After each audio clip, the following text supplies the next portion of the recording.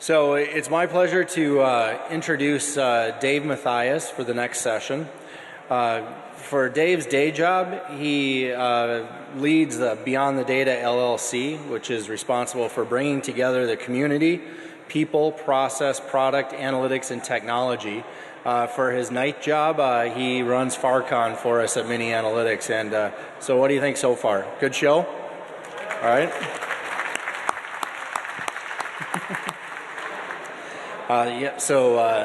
Third time around for this, as you probably all heard. It takes a lot of effort to do this, so we thank Dave for everything that he's put into this.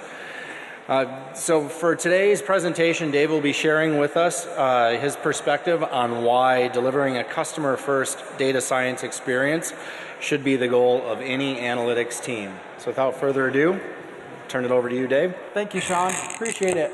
And great to be here today, and it's great to see such exciting folks. Lots of great conversations. I've already had, so many coffees lined up afterwards. So in the next few weeks, I'm just going to be high on coffee, hot chocolate. I'm sure you guys will be too.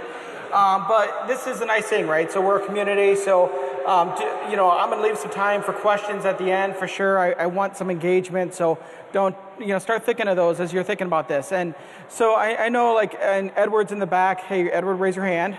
So Edward and David Quimby, I don't see David around here. He's going to have a session later. But, we've been talking on different things. And one of the themes you'll also see throughout this conference, I think, is you'll see a lot of folks talking about a little disappointment in this data science space of we're not getting the return that we're looking for. We're trying to do better. We're trying to please executives. So this is a sense of a space that knows it's important. There's a level of maturity that we're trying to get at. And so one of the things that I think we can learn lessons from is from the product management space. So a little background on me is, while I certainly feel competent in analytics, you're not going to see a single algorithm. You're not going to see, this is not a technical talk. If, it doesn't surprise you, I'm sure. But it really is an idea that, there's other disciplines that have done certain things that I think we can learn from. And product management has been an area that I've been in a lot. I'm also part of the Product Development and Management Association here in town. I think there's a lot of things we can learn about. So that's the perspective I'm going to take, and then we're going to then go into some tips that I think we can apply now to have a more customer-first data science team. So like I say, first thing I think in anything we're talking about, customer first, who is our customer? So just want to make sure we're on the same frame of reference. So I'm going to put a lot of things out here. And so first one, your boss, your executives, your whatever. So this creepy guy with the bananas, who I'm as an example here, but put a face to it, who that is. I think the other customer that we think about, whether we think about it as a customer or think about it as something else, is just our calendar, our 1,000 things. Sean, he's flying all over. He has 1,000 things on his plate. His email, his everything, right? So I think that is almost like a customer. We have these other jokers that are out there, right? So different hurdles. I mean, we call them by different names, but they're still customers, and we got to realize that. Now, traditionally, we think of customers as more this, right? We're our end consumers. If we're a B2C business, if we're B2B, it's corporation XYZ. But today, when I'm talking about this, it really is looking at all these things in the same lens that I think we should be taking from a customer experience perspective. So one of the things that I have here, just to kick things off, is I think there's, we all appreciate when we have good customer service or bad customer service. I think some of the things we do in the analytics space, we don't realize necessarily the impact that's happening with folks. We do it because we think it's going to increase a certain return. We do it because of, we're being told to do it, But really, I think there's a little bit more that we need to put thoughts into, what we're doing and what we're not. So here's an example of something that I found a little humorous. See if the sound works.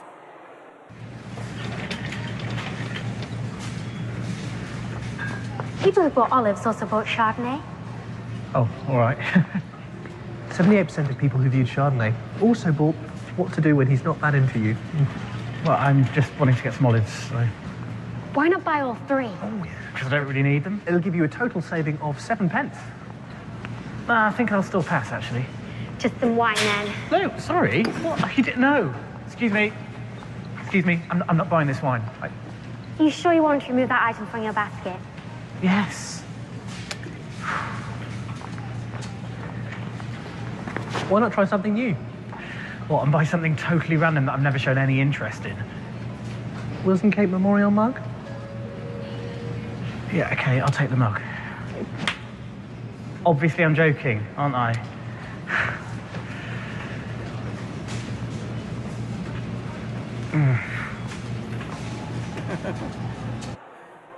So, why I think this is funny, I mean, we all know recommendation systems. We have Joe Constant going to be in here afterwards.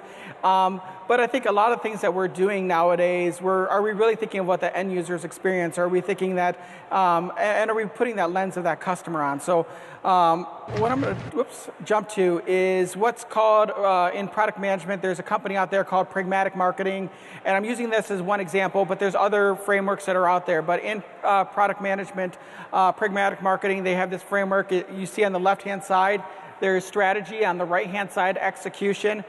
A number of different buckets. Now, one thing you'll notice is you won't see customer mentioned in any single one of these when you're just looking at the titles, but nearly every one of these things, there's a customer in mind. So going through a few of these, one is market. In the upper left, let's see, where's the, there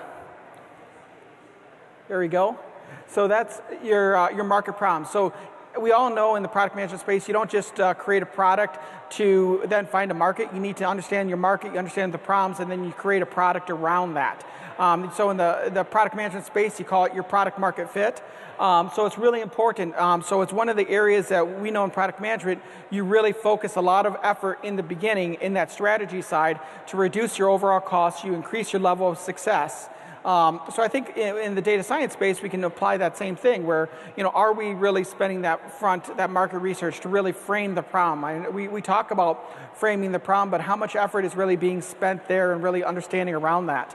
Right below that, win-loss analysis. So win-loss analysis in the product management space, so you're going to win some customers, you're going to lose some customers, but do you really understand why you lost that customer, why you won that customer? Sometimes it's just luck, right? You might be winning a few customers and you start patting yourself on the back, and guess what? It's not because you're doing anything great, it's random luck. But really understanding that journey of why that customer chose you, and did they just chose you fortuitously, or really are you creating a product that is continuing to differentiate and add value to them? But I think the same thing should be applied in data science. I think oftentimes data science teams, they'll work with, and when we're talking the internal customer space, they'll work with another group. We have a center of excellence for analytics in company XYZ. That center of excellence is working with a group. This project is going to be the bomb. Tons of money is being invested in it. And all of a sudden, the discussions are like, hey, after this project, we're going to have 10 other projects. We're going to just kill it, And guess what? That starts going south. There's different personal dynamics that are occurring. All of a sudden, the project isn't as successful as before. And there's less and less conversations that are occurring about what's next, what's happening after. So one of those things is, do you understand? Are you losing your customer? Are you cognizant that you're losing your customer? Are you going back to understand, after you've worked with the department, are they coming back for more if you're a center of excellence? Are you really, you need to understand not just your end customers, but understand your internal customers too. And so it's something that I think in product management space. The other one that I was going to point out, but like I say, there's a lot of these that could be talked through, and I think this framework is a good way to start to think about data science as a product. And we sometimes talk about data as a product as an opportunity for companies, but personas. So in the middle there, there's a buyer persona and there's a user persona. Different fields use the personas. So customer experience field, you'll hear personas. You'll hear personas mentioned in the user experience space, certainly in the product management space. The nice thing about personas is they make things easy because they really give a very definable understanding of who's the customer that you're trying to solve. So do you understand, okay, and I think earlier, I don't know if Tim's here, he was speaking in the second session on behalf of Tire Data for Meyer, and he was talking about when they were segmenting out their customers for their system at Meyer and really understand, okay, here's our power user. So are you giving that power user a name? Is that Jackie, the power user that's like this? And you really define it very clearly because by doing that and making those definitions very clear, it makes sure that all the folks that are working around this can easily identify, am I trying to service Jackie, Jim, or Jill? And by knowing that, you can quickly understand, okay, are we spending effort that's really good effort to be spent, or are we just doing something because it's more of a cool effort that we want to do? So if those personas are identified well, you can quickly identify, are you servicing one of those few customer types that you're trying to service? So like I say, this framework is a good way to start. There's other ones, Serious Decisions, other companies have these, but this is one that I'm more experienced with. If you are interested in learning more about this, like I say, there's PDMA events here in town. There's actually official training Pragmatic does every month. So, and there's nothing that I'm getting out of this. It's just it's something that I think is helpful if you're in the data science side. So you got this awesome potential framework that you could apply some of the tools that are in that framework, but I think there's some quick and easy steps to make us a better customer-first data science team. And I think a lot of the things that happen, especially in the Twin Cities, because we have a lot of big companies, right? A lot of companies with a lot of walls, with a lot of personalities, and a lot of people 25 years, 10 years. So I think there's opportunities around these steps that will help increase your success to be more customer-first. So first, I say, do you ask yourself, are you doing something because it's cool, or is there really value there? Are you really measuring the value? We talk about data and data science, but are you measuring value? So whatever you're measuring, is that true value to that customer? Or is it some other metric that isn't really example of value? I'm going to use in this case, because you can apply it to data visualization. So got a word cloud here. Word clouds are cool. We all see these, we're like, oh, that's cool. But is there a lot of value in there? I see a bunch of words. I see big data. Like, what am I going to get out of that word cloud, right? So I don't see that much there. And I say for those things, for word clouds, for pie charts, there's very rare that I'm ever using one of those, because there's very low value in that in my mind for most of the folks I'm talking about. So I think all these things we should be asking, are we doing something that's cool, or are we doing something that's valuable? Another thing that's out there, and yes, I'm going to bring up the Target pregnancy example, because we can all identify. Obviously, we all love Target. We're in a town, the land of Target, right? But there's that transparency versus creepy factor. So I think it's something where you don't want to be in the data science area, the one that's being told what's creepy. I think you want to be part of the conversation. I don't think data science units by themselves are the ones who judge what should be, creepy versus transparency. But I think data science teams and analytics teams and individuals should be involved in that conversation. And so by being involved in that conversation, you're going to better position yourself. But I think the other thing to point out here is you should be also thinking about, we always think from our own lens, right? Creepy, because we think, okay, I'm a 41-year-old guy, the white guy, and living in Minneapolis. Okay, is that creepy to me? Okay, maybe that is. But a 20-year-old that's living in Southern California, is that creepy to them? So do you understand your customer? And if you understand your customer, what's creepy or what's not? And if it's not creepy, or if it's on the borderline of creepy, then what kind of transparency, what kind of information around that you still need to give? Another tip that I have is a little empathy goes a long way. So when I say this, you have this nice image, you got one baby putting his shoulder on the other baby, the baby's crying. But do we really value empathy in this space? So when I say empathy, it's not, the ability, not just wanting to please people or not be able to always saying yes, because we get a lot of those. We're in Minnesota, right? But certainly we want to be folks that have empathy. And do we value that when we're doing hiring? So I think it's one of the things that we, consciously, we look at skill sets. Okay, this person has done this and this and this, and we look through those different skills. But I don't see those type of questions or requirements on a job description or on applications that reflect. I mean, interview questions aren't going towards that. It's almost all geared towards skills, projects, etc. But I think there's value to say that empathy, because that empathy is one of the main things that I hired for in the product management space, because that's really the folks with high empathy, curious people with high empathy, they're going to do well in that space. So get out with the customer. We all can reference Office Space. Most of us know who that is. But do we understand what's really happening with our customer? And yeah, it's great to get out with your end customer, actually out in the field and see end customers, but also are you getting out and sitting next in your other departments? In general, we have these silos, right? We have these big companies with big departments of large groups of people.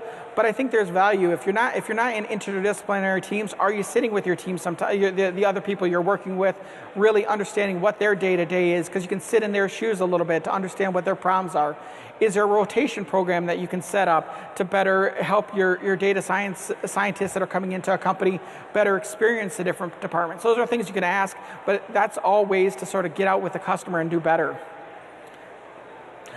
Other thing, I think this is really relevant, especially when we're talking larger organizations, is the building bridges, not walls. So I think one of the most critical things to success that I see folks that are really good in the data science area, Sean would be a good example of this. Sean is a great person he's wanting to build bridges with folks. He's wanting to make connections with folks, right? So by doing that, he's going to be more successful because he's going to have not just people he can call on when he has a problem, but he also is going to have folks that he can just generally have a laugh with, appreciate. When he's meeting with people, it's not always an ask but it's a genuine interest in people. It's a genuine interest in learning more about others outside of our own scope.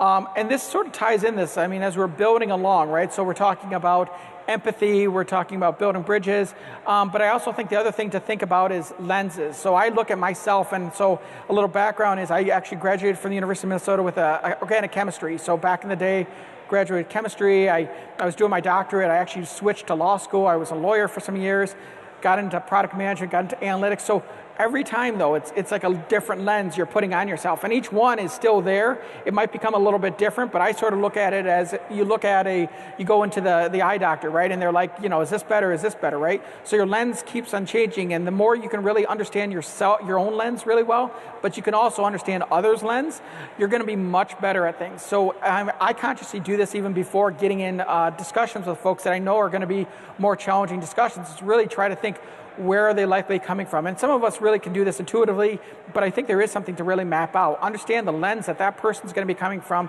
at this time, and that people have different pressures in their different jobs and different departments, but also understanding their background to understand that lens. So a thing I'm going to reference here, and I'm going to also point you to people that are a lot smarter than me on this. It's more of a hobby than an expertise, but I think it's an area that's quickly developing. I know earlier Jim and Angelica were talking on this front earlier this morning, but journey mapping. So do you understand your customer's journey? And when I talk about customer's journey, your customer's journey doesn't start when they first talk to you, email you, contact you. Their customer journey doesn't end when you hear that last conversation. Your journey begins way before that, how they get to you, and the journey is going to happen well after you. So do you really understand that journey, whatever it is? For example, on the employment side of the house, do you understand why people are coming in here? So one of the things I say is this type of event is great, because especially if you're somebody, Sean or other folks that are going to be hiring folks that are analytics folks, is you're going to make connections. You're going to eventually, that journey may lead to eventually jobs at Medtronic and other companies, but you need to start that journey now. And so how is that journey looking, and have you consciously thought what that journey is, and is it great now? Is there ways to improve that journey? So it's something to map out. There's a great organization here in town called CXPA, the Customer Experience Professionals Association. They have what's called Customer Experience Day. This happens around the world, all these CX groups, on October 3rd, I believe it is. You can check on cxpa.org for sure. But it's this great thing to say, it's really a focus on like, hey, that group is completely focused on customers. So I went to an event there maybe 2 weeks ago, and they had somebody from, it was how to work between HR. We all know we have our HR stories, or we have our legal stories, or we have our other departments that we always, we maybe are a little challenged working with because we don't have that perspective. But it was HR and with customer experience and with technology. And it was an interesting conversation. So one of the people was from 3M. One of the people was from, I forgot the other company's name, but it was a pretty heated discussion, but it was heated in a positive level of respect, because they both didn't know each other before, but they both clearly had different frameworks that they were coming through.